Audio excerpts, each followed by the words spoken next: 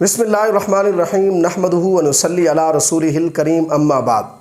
آج ہم بات کریں گے خواب میں صحابہ کرام رضوان اللہ علیہم اجمعین کو دیکھنے کی تعبیرات کے متعلق۔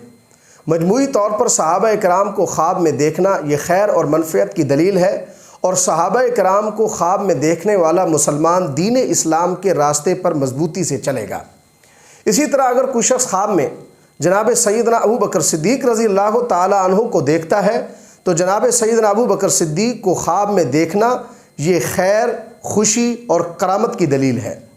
اگر کوئی شخص خواب میں جناب سیدنا عمر بن خطاب رضی اللہ تعالی عنہ کو دیکھتا ہے تو انہیں دیکھنے والا شخص عادل ہوگا، منصف ہوگا، حق گو یعنی حق بات کہنے والا ہوگا۔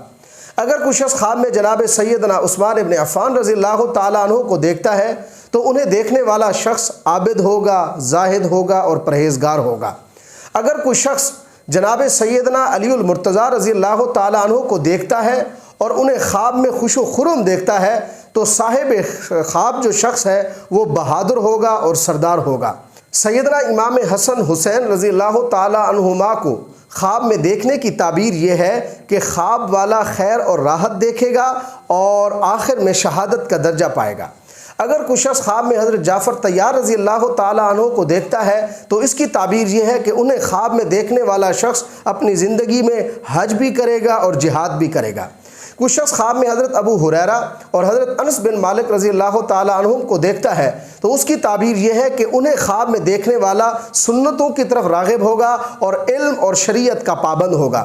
اگر کوئی شخص خواب میں حضرت سلمان فارسی رضی اللہ تعالی عنہ کو دیکھتا ہے تو اس کی تعبیر یہ ہے کہ انہیں خواب میں دیکھنے والے شخص کو اللہ تبارک و تعالی علم اور قرآن عنایت فرمائیں گے اور اس شخص کی عاقبت بھی اچھی ہوگی۔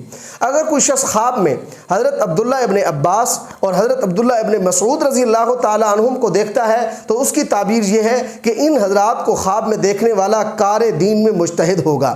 اگر کوئی شخص خواب میں حضرت سیدنا بلال حبشی رضی اللہ تعالی عنہ کو دیکھتا ہے تو اس کی تعبیر یہ ہے کہ حضرت بلال حبشی رضی اللہ تعالی عنہ کو دیکھنے والا شخص دنیا میں مشہور ہوگا اور مؤذنوں والا درجہ پائے گا، اہل سنت والجماعت کے راستے پر چلے گا۔ اللہ رب العزت سے دعا ہے کہ اللہ تبارک و تعالی ہمیں بھی صحابہ کرام کی سچی محبت عنایت فرمائے۔ وآخر دعوانا الحمدللہ رب العالمین۔ السلام علیکم ورحمۃ اللہ وبرکاتہ۔